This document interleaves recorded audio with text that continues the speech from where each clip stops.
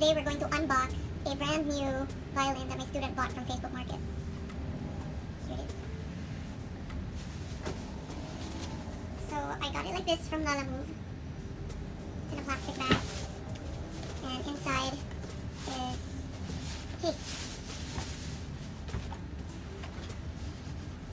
So it's very lightweight. It's good for commuting for sure, like this case. But it doesn't look very durable. It's not like we're going to be traveling a lot the next few days or months anyway, so it'll keep your violin safe from the wind. Your babies. Your animals. So here it is, ladies and gents. This is what an entry-level violin for beginners look like.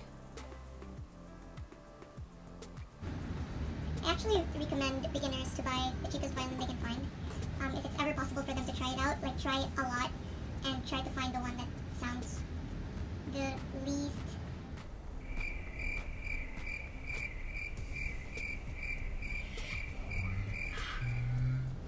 Try lots of cheap violins and pick the one that sounds the best.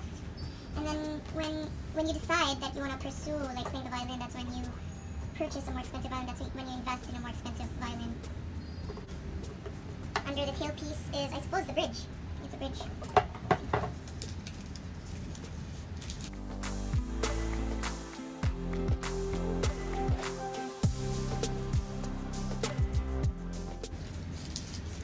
And we have a bow. Let's see if it works.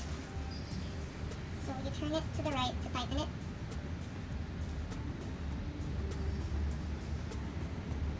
Just gonna kind of max it out. Good. Good tension. For a beginner, it's good enough. That's great. Comes with a raw sin.